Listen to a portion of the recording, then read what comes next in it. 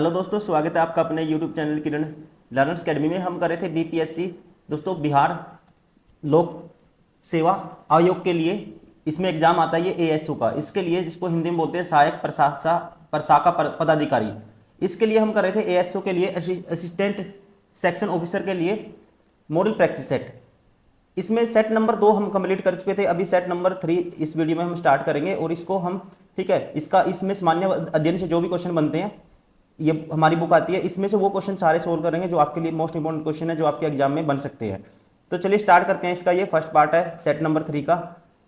First question है, दिन में 2 बार नियम से महासागरीय जल का उठना एवं गिरना डैश कहलाता है। ठीक है, डैश कहलाता है। तो दोस्तों ध्यान रखेंगे, समुद्र का दिन में 2 बार लयबद्ध उठना और गिरना कहलाता है ज्वार भाटा। क्या कहते हैं? ज्वार भाटा। राइट आंसर होगा इसका ऑप्शन 3। क्वेश्चन नंबर 2, नाट्यशास्त्र पर एक कृति किसके द्वारा लिखा गया था? ये लिखा गया था, राइट आंसर होगा इसका, ध्यान रखेंगे आप, ऑप्शन 2 भरत के द्वारा।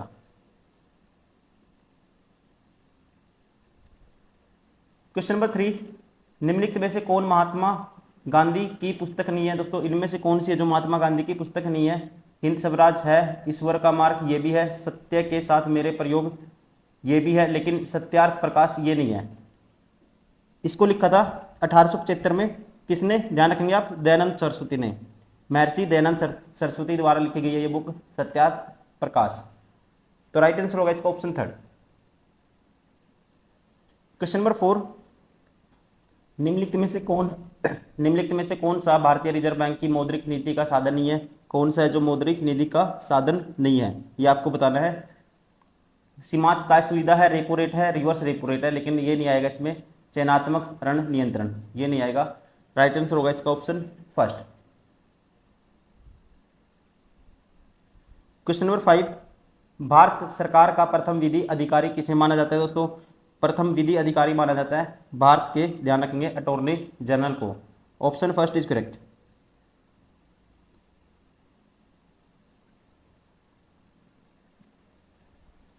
Question number 6,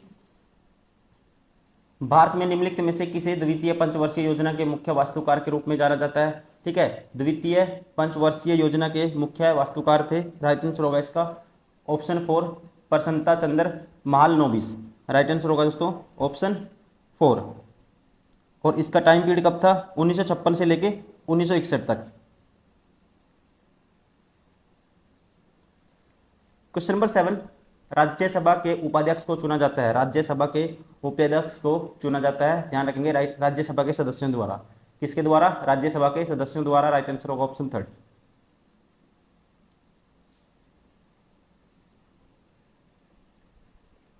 question number 8, Mahavir Swami के पिता सिद्धार्थ का जमन संबंध था। महावीर स्वामी के पिता दोस्तों सिद्धार्थ का संबंध था, तो इसका राइट आंसर होगा वज्जी संघ से। ठीक है, सिद्धार्थ वज्जी संघ के एक गणराज्य कुंडग्राम के शासक क्षत्रियों के प्रमुख थे। ठीक है, इसलिए इसका राइट आंसर होगा ऑप्शन 4।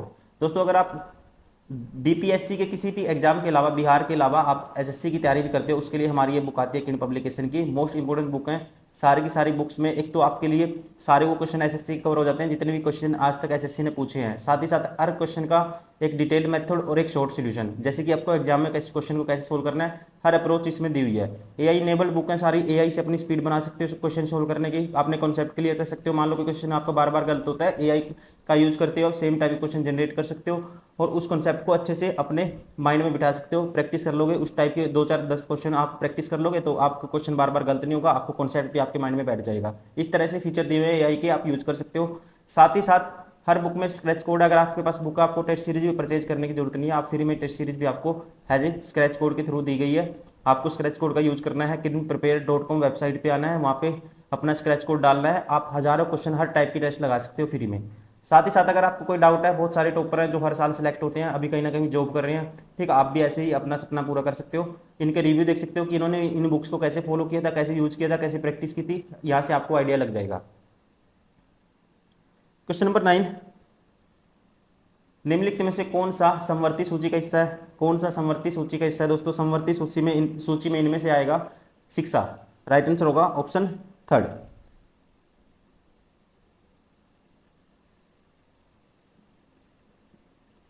क्वेश्चन नंबर 10, भारतीय संविधान का निम्नलिखित में से कौन सा अनुच्छेद धन विधेयक को परिभाषित करता है? धन विधेयक को परिभाषित करता है आर्टिकल 110। राइट आंसर होगा option third. Question number 11, Gautam Buddha के जीवन की घटनाओं के संदर्भ में निम्नलिखित में से कौन सा सही नहीं है? यह बताना है गौतम बुद्ध की जीवन की घटनाओं के बारे में कौन सा सही नहीं है, वो आपको बताना है इनमें से। लुम्बिनी में दोस्तों, ठीक है, नेपाल के लुम्बिनी में इनका जन्म हुआ था, ये ठीक है। ज्ञान की प्राप्ति बोधगया में हुई थी, ये भी ठीक है। निर्वाण निधन कहाँ पे हुआ था? कुशीनगर में हुआ था, ये भी ठीक है। पहला उपदेश दोस्तों अमरावती, ये गलत है। पहला उपदेश दिया था इन्होंने कहाँ पे? सारनाथ में। राइट आंसर होगा इसका ऑप्शन 4।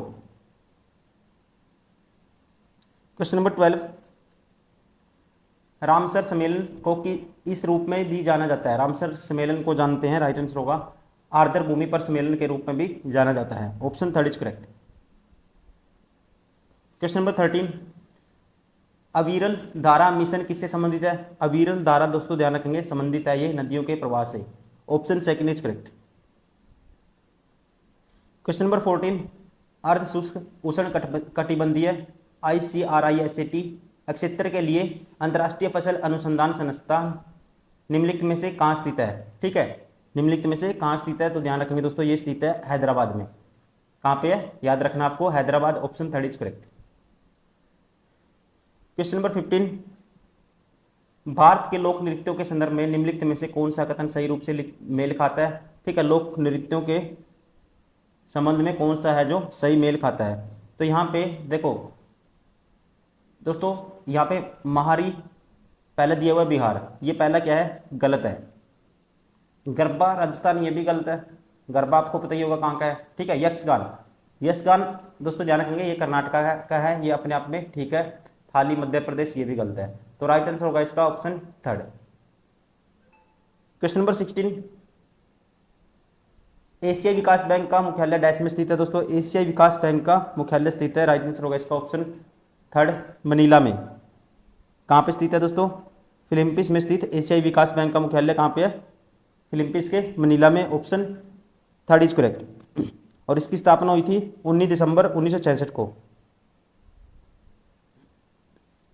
क्वेश्चन नंबर 17, भारत में आम के उत्पादन में बिहार का कौन सा स्थान है? दोस्तों आम के उत्पादन में बिहार आता है 5वें नंबर पे। राइट आंसर होगा ऑप्शन 4। क्वेश्चन नंबर 18, निम्नलिखित में से कौन एक ठंडा रेगिस्तान नहीं है? दोस्तों इनमें से कौन सा है एक जो ठंडा रेगिस्तान नहीं है? गोबी ठंडा है, ग्रेट बेसिन, अंटार्कटिका सारे ठंडे हैं, लेकिन कालाहारी ये ठंडा रेगिस्तान नहीं है, ध्यान रखेंगे। राइट आंसर होगा इसका option first. Question number 19, Mahabharata में द्रोणाचार्य का पुत्र कौन था? महाभारत में द्रोणाचार्य का पुत्र था, आपको पता ही होगा, ठीक है, आसान क्वेश्चन है, Ashwatthama. Option third is correct.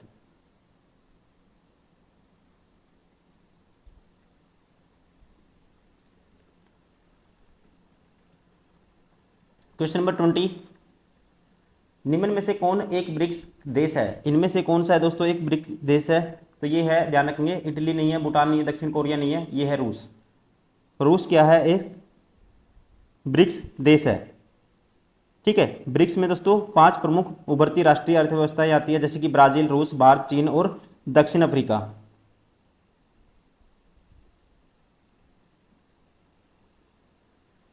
Question number 21,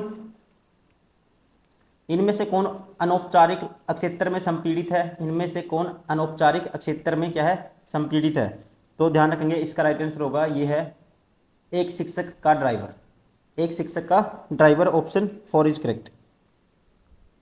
ध्यान रखेंगे अनौपचारिक क्षेत्र उस क्षेत्र को संदर्भित करता है जिसमें सभी नौकरियों को शामिल किया जाता है, जिन्हें सामान्य आय स्रोत के रूप में भी मान्यता प्राप्त नहीं है और जिन पर करों का भुगतान नहीं किया जाता है। यह एक ऐसी अर्थव्यवस्था का हिस्सा है जिस प्रकार, ठीक है, जिस पर कह सकते हैं सरकार के किसी भी रूप में न कोई कर लगाया जाता है और न ही निगरानी की जाती है। तो यहाँ इसमें आएगा, राइट आंसर होगा ऑप्शन 4, एक शिक्षक का driver. Question number 22,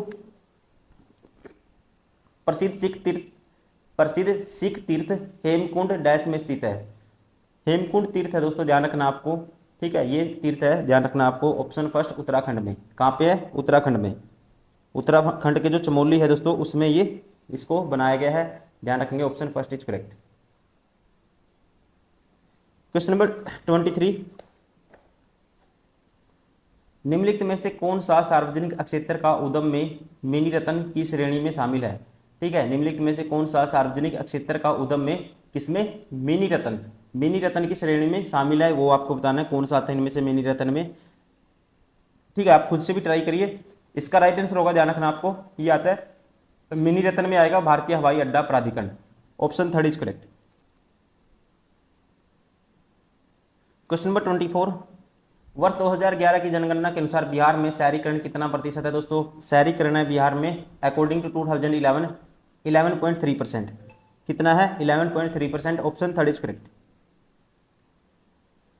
question number 25, मरुद्वीप संबंधित है, मरुद्वीप दोस्तों संबंधित है, इसका राइट आंसर होगा रेगिस्तान से, किससे संबंधित है, रेगिस्तान से, ऑप्शन सेकंड इज करेक्ट।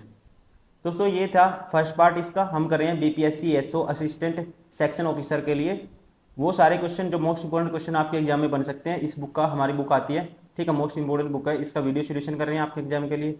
और इस वीडियो में अभी फर्स्ट पार्ट किया था, नेक्स्ट वीडियो में हम कवर करेंगे सेट नंबर 3 का second part. Thank you, bye bye, take care.